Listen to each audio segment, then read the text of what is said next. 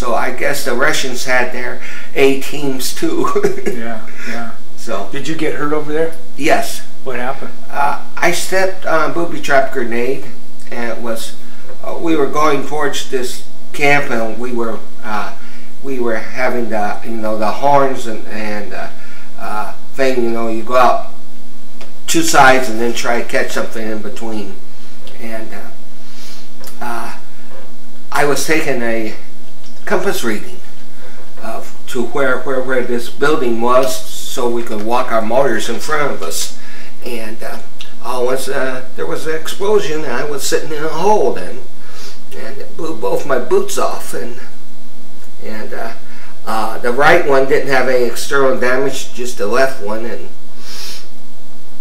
I just put a bandage on it and didn't seem to bleed much or anything. But it ended up my first two metatarsals were open wounds with shrapnel on my left foot, and my right foot it got dry gangrene in it, and I lost it below the knee. Right then, right soon after that? Yeah. Yeah. So that was the end of your military career? Right. Well, not really. I could have gone. When I was in the hospital here at Fort Sam at Beach Pavilion, and Sergeant Major Muldoon came down, and he was Sergeant Major in charge of Dog Lab for Fort Bragg, and he wanted me to come up there and teach. And he said, I guarantee you a stripe when you get up here. And I said, well, do I still have jump status? He said, we have plenty of lakes around Fort Bragg. We drop you in a lake and fish you out, and you keep your jump status. But the only trouble was I just got married. And I married my wife, and she had 4 children. And 2 of them were in high school. And the change from San Antonio's high schools to Fort Bragg or the Fayetteville would have been, I thought that would end the marriage right there. And so I think you'll agree with me. Yeah.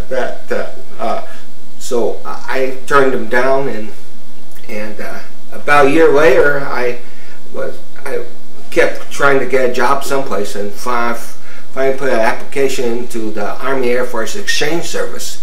And they hired me as a statistician to work at headquarters there at Dallas, Texas. So I worked for them in that position, or as a budget analyst, or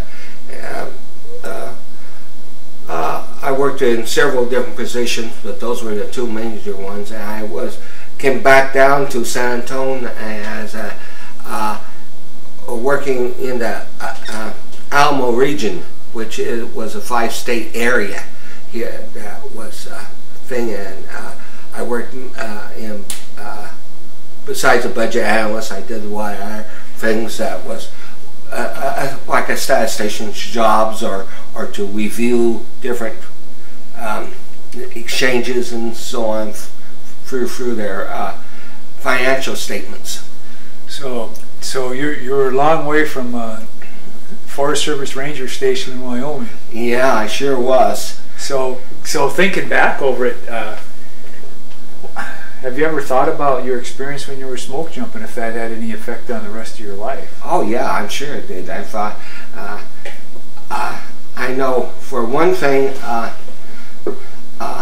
when I was at Fort Ord doing basic training, I applied for Special Forces, and they said, well, you have to pass your test. So they called me in, and it was a test a day long, and it was mainly on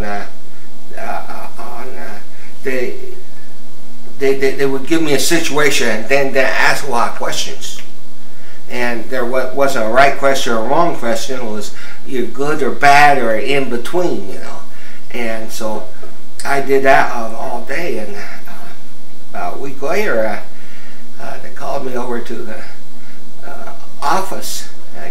My company office had 2 FBI guys there, and they said, how did you cheat on that test? Because out of 600 points, I had something like 550 59 points or something like that. And I said, I didn't cheat. I said, how could you? I said, I've never heard of that test before or anything, so how could I cheat? And they said, yeah, but you got so, you were so right on so many questions. And you had to have a lot of experience to do that. I said, well, how about 2 years of smoke jumping? They said, aha. Oh, that's interesting. Yeah. Yeah. Yeah, so that ended that. Yeah.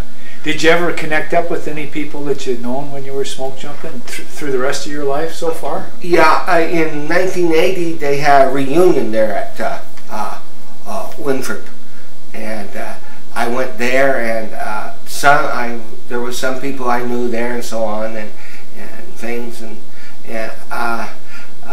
John went with me, and we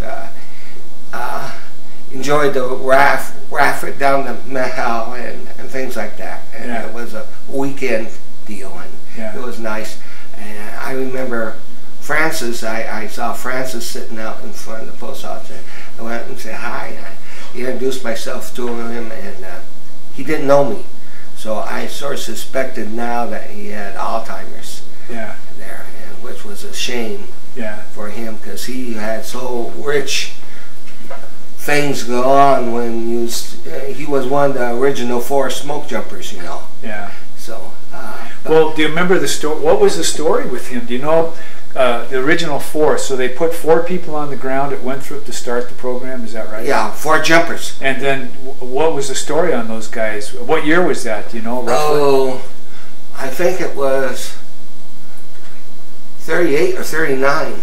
Early then. Yeah, 1938 and 39. Yeah. So where did they come? What was their background when they showed up to do that? Oh, some people just wanted to do it, and they took them.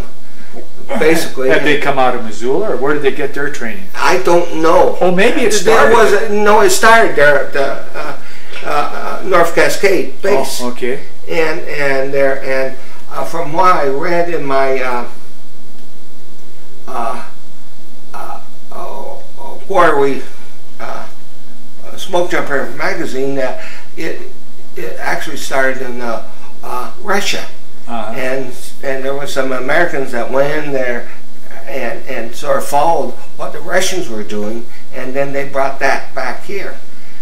And then they started jumping there in Washington, huh? Yeah, they came back like in the mid-30s and tried to get things all organized and jumping and so on. They finally got going, and then the next year the Army came up and wanted to learn how to parachute and for soldiers, and they went through their training, and then they took that cadre back to Fort Benning and started up the paratroopers there. Well, then you took your airborne training in the Army after you were a smoke jumper, but yes. Before you were in the Special Forces. Yes. And where did you take your airborne training at? Fort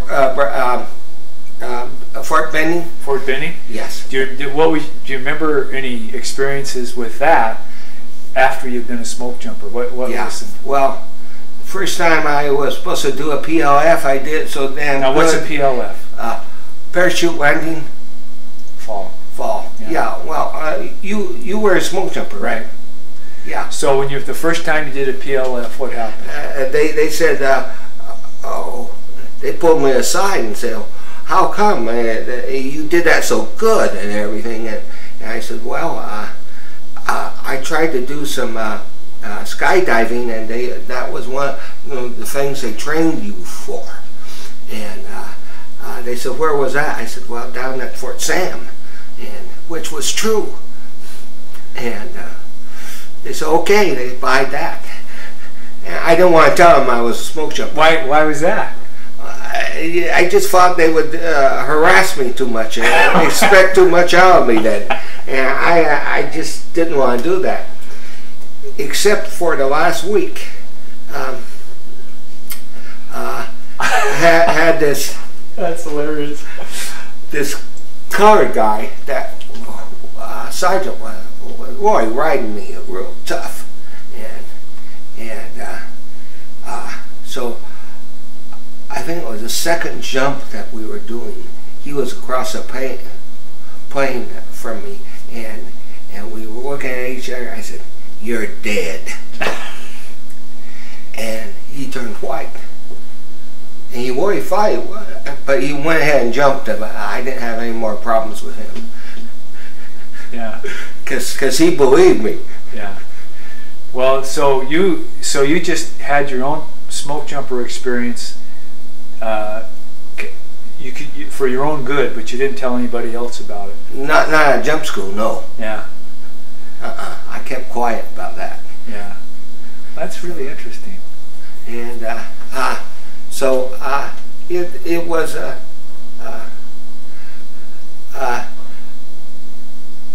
of course they didn't teach you how to land in trees or anything like that, and you didn't have any jumpsuits on. No, you put a harness on right across over your fatigues. Yeah. And went that way. And so, but I know when I was up at Fort Bragg, of course you had to jump at once every 3 months to keep your jump pay, and they since we were in school, they didn't want to interrupt our school, so we jumped at night.